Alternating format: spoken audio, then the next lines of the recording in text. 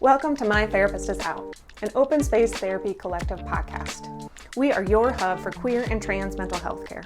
Each episode, we will speak with one of our therapists or collective members and chat about a mental health topic using a queer lens. And I am your host, Renee Johnson, licensed professional clinical counselor, art therapist, and founder of Open Space Therapy Collective. Today, we're chatting with Debbie Whyte. Debbie Whyte is an art therapist and has practiced in New York and California.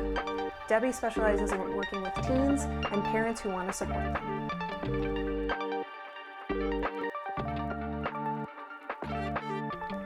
As we dive into today's topic, please keep in mind that this is a mental health podcast and we will talk about sensitive issues. If you would like to be informed of any trigger warnings, please read the podcast description. Pants. Hello, welcome to My Therapist is Out, an OSTC therapy podcast, and we have our lovely, wonderful therapist with us, Debbie Whyte, today. Hello. Hello. And today we are talking about healthy relationships. Yeah, I'm definitely going to explore that. Yeah. And there's a lot of, gray areas in here, and it's easy from an outside to be like, healthy relationships are this, and they are not that. But when you're in a relationship, there's so many more nuances and things that are happening. It can be really hard to define it. Yeah, especially if you come from a traditional background and you don't necessarily want that type of relationship. It's like, then what? How does it look? What do I do? So hopefully this will give you a guideline of what healthy, let's call them flags. Red flags in a relationship are toxic, dysfunctional, not healthy. And green flags would be epitome of what you're striving for. And then you make the decision for yourself on what, hopefully more on the green side, that you want to exemplify in your relationships, especially if you don't want a traditional role. And we'll get into that too. Yeah. And it also doesn't just mean like, oh, somebody's mad at me, so that's a red flag and we're out of here. Allowing for people to be human and allowing for repair and what that looks like. Yeah, I think red flags are really, really obvious. It's almost like our gut talking to us, our instincts, and we tend to ignore it because we make excuses for the person. So rule of thumb is if you're not sure what a red flag is, if you find that you are making excuses for this person's behavior all the time, you need to really sit down with someone that you have a safe space with and reevaluate, because it could be they're gaslighting you, or it's definitely heading in a direction of an abusive relationship. And abuse doesn't always look like the physical abuse. Well, we'll get into all of that, but there are different types of abuse that we should all be aware of. Absolutely. Do you want to start in green flags or red flags? Let's start with red flags. Okay. Because I think that they're like so obvious. Forgive me, I have crib notes. So red flags. All right. Jealousy, refusal to compromise, lack of communication, controlling behavior, lying, excessive criticism, codependency. That you won't survive without me kind of thing. Lack of support, like when you're having a really bad day and they can give a crap and all they are thinking about, well, what's dinner for me, or what's happening for me? Like, I don't care about your day. What about me kind of thing. Not respecting boundaries. So if you say no and they're like, oh, come on, and they coax you into doing something anyway. And abuse. There are literally 5 types of abuse. There's physical, sexual, emotional, financial, and neglect. And neglect, which tends to be more seen like the adult and kids, or it could be in a relationship where your partner is the breadwinner, you have no source of income coming in, and they are literally neglecting any of your medical, shelter, or education needs, right? If they stop you from pursuing education and that's what you want to do, if you end up homeless because they said they're taking care of the bills and then they're not, and you get evicted, but then you feel dependent on them because you don't have any finances coming in. And of course, medical, if you have a medical condition and they're like, oh, no, you don't. Or if they were physically abusive towards you, broke your nose, but they refused to get you medical care, right? So it's important to know that those different types of abuse, because we tend to focus on the physical abuse, which we see in TV and Hollywood. And, you know, I had a client that said they didn't see themselves as an abused wife because they didn't get hit every day. Yeah. And they had 3 arguments over a 5-year span in their marriage, and he was only physical ones. So you hear the pattern of language. I didn't see myself as an abused wife. He was only physical ones, like the justification or make an excuse. And literally she had to go to group therapy to identify, first, I was abused in my relationship, physically abused, financially abused, sexually abused. Like she had 3 and she didn't even equate that to it. So those are the red flags, and they come up really, really quickly, especially the love bombers. Yeah, there's so much in here. And so let's wrap it up with love bombers before we get into green flags, or because that is a big one that has a lot of things in there. And often confused as a green flag. With physical abuse, and I think you're touching on this, is it doesn't necessarily mean one person hits another person. Physical abuse can be feeling pressured to use your body, make your body available, position your body, dress a certain way, like behave a certain way. That is all different types of physical abuse where you're feeling pressured and you succumb to that pressure. But it doesn't feel good for you and you don't actually feel like you can say no. Right. So all that I listed for abuse, the physical abuse and sexual abuse and emotional abuse are very distinct, and they can all wrap up in one. But then you also have the controlling behavior, which is just a red flag, and it's also seen as abuse. So you're right on spot with that. And also putting you down, like the criticism, excessive criticism. Oh, you're wearing that. You look fat in that. Or like really mean words to make a person feel like small and their self-esteem is affected. So yes, all the red flags are under the umbrella of abuse, one form or another. So let's talk about jealousy, because jealousy is tricky.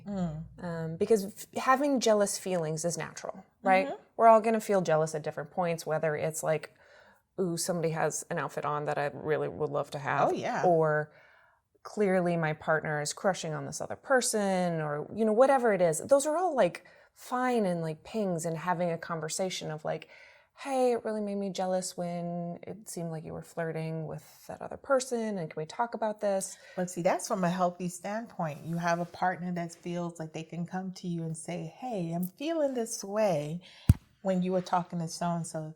That's normal. The jealousy that they're talking about in red flags is literally I can give an example from this client that I had. When she goes out with her friends love being around her and they are interacting lovely.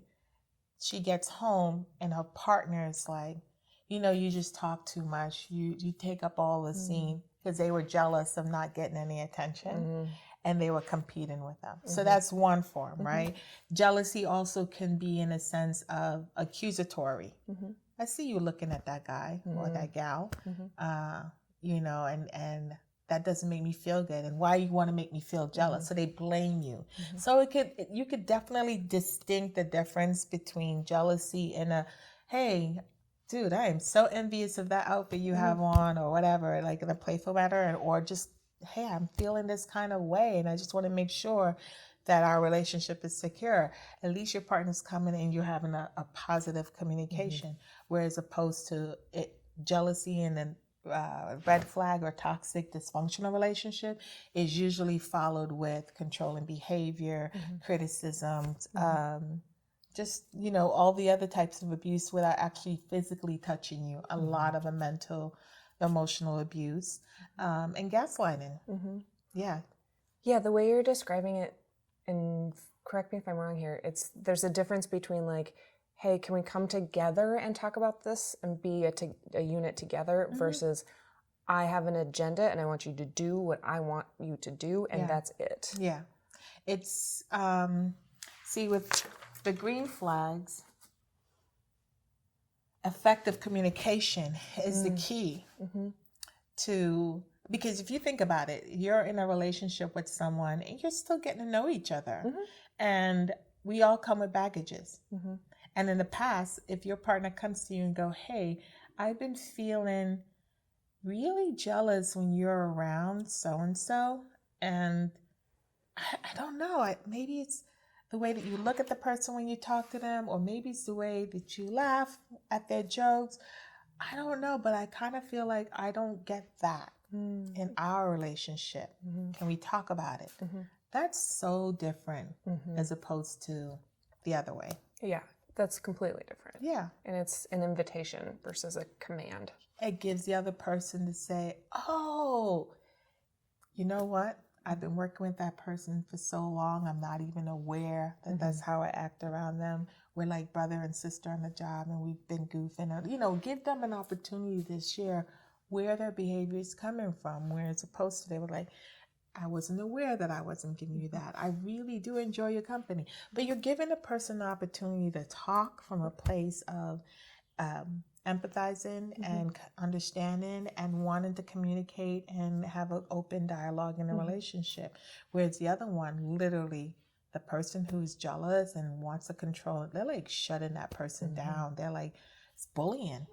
Yeah. And we know the difference between that. Yeah. So love bombing can look like open communication. It can look like, you're so great, I want to hear everything you have to say, you're the most interesting person ever, oh my God, we have so much in common.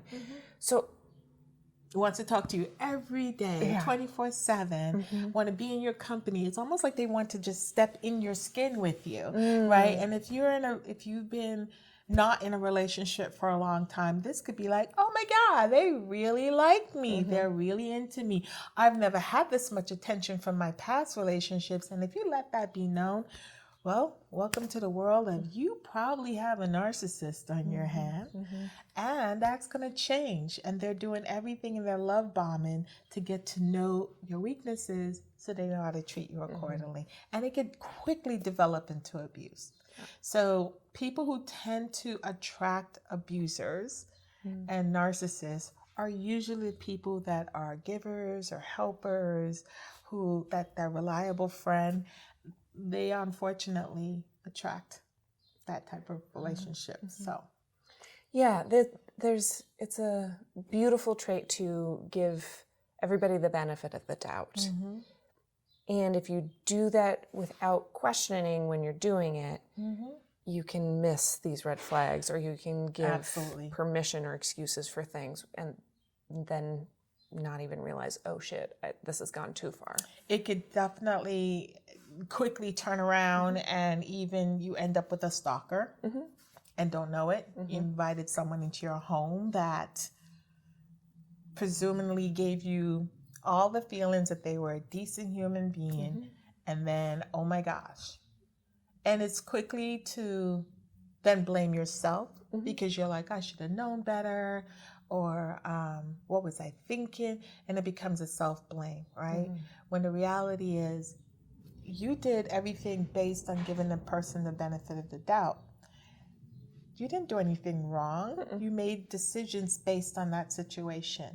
But unfortunately, we live in a society that blames victims.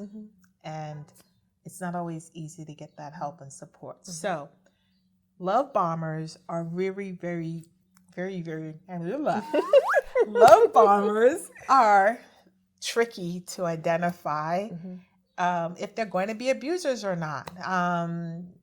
I would say set boundaries.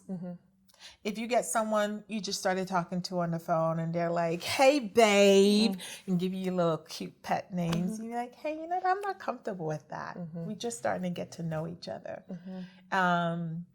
Set boundaries. And if they don't like it, they will leave. Person who's a narcissist or an abuser, they do not like boundaries set on them early on. They will quickly lose interest in you and go on to the next person. So honor yourself, set your boundaries, talk with your friends. That's another thing abusers do. Oh my gosh, how could I forget this one? They quickly try to separate you from family and friends.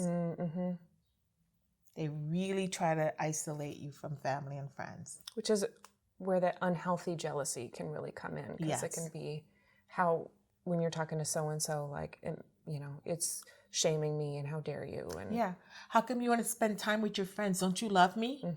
You should want to spend all your time with me. That's not a good sign. You know,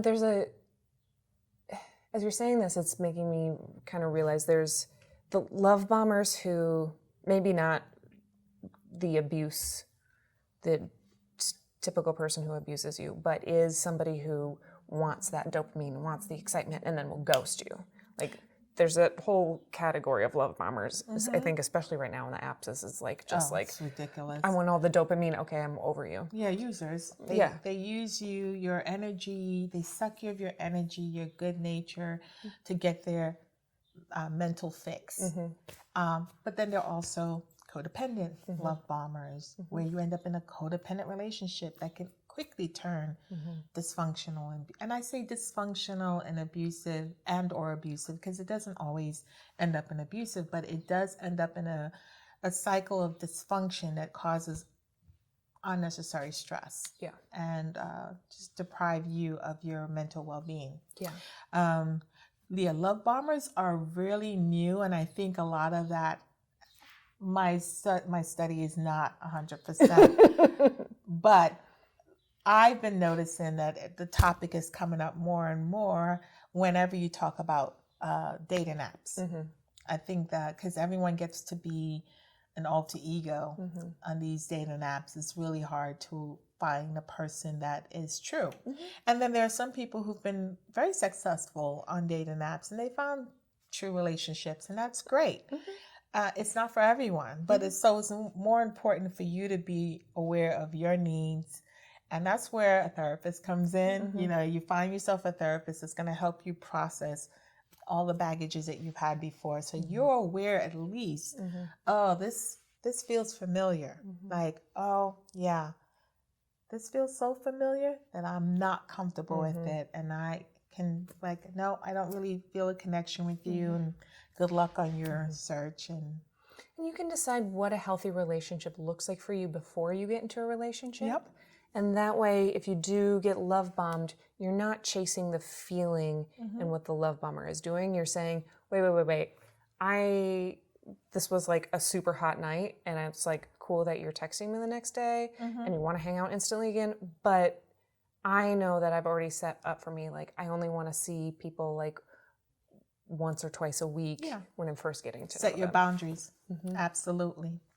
So do you want to list some of the green flags? All right. Green flags: appreciation, commitment, conflict resolution, which is not the blaming, but like, we have a conflict right now. Let's talk about it.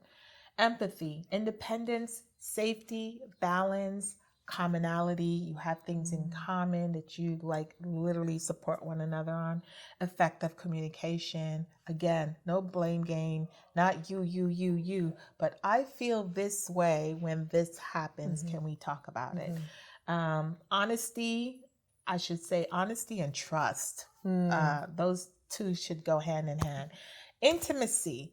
You need to talk about what does intimacy look like for each of you, because it may look differently. You know, someone might want a relationship where they're having intercourse at least 3-4 times a week. Another person's like, I'm good with once a month. It's very important that you come to an agreement what that is, because you have to decide. Intimacy doesn't always lead to sex. So what does it mean, intimacy? And self-confidence. You feel confident in your skin, your authentic self around this person, and they also, and you complement each other.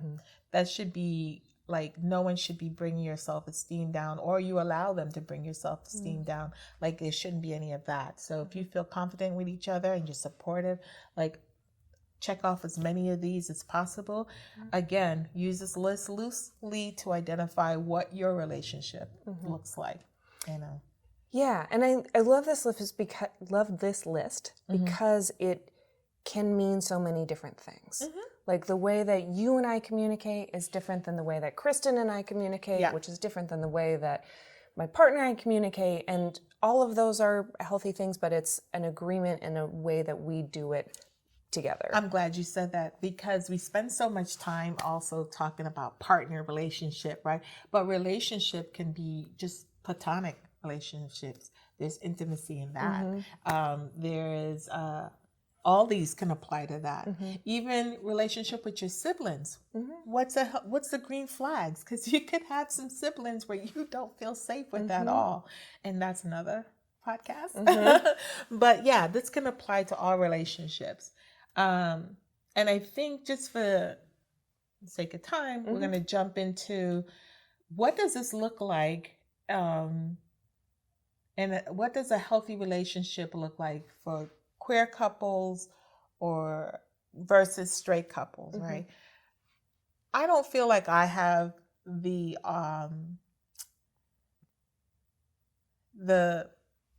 what's the word I'm looking for? Like I have a say in what it looks like for a queer couple, because I don't know. But I do feel generally relationships, whether it's a queer couple or it's a heterosexual or just friends, platonic friends, I do feel like this list is very important. And I'd like to know what you think.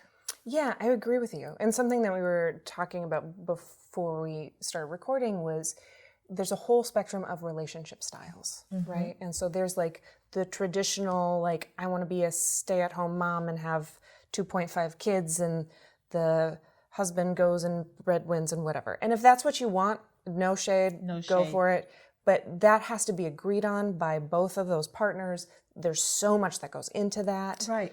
But then there's this whole spectrum of other and we were relationships. talking about identifying the roles, more so for traditional relationship, and then continue the.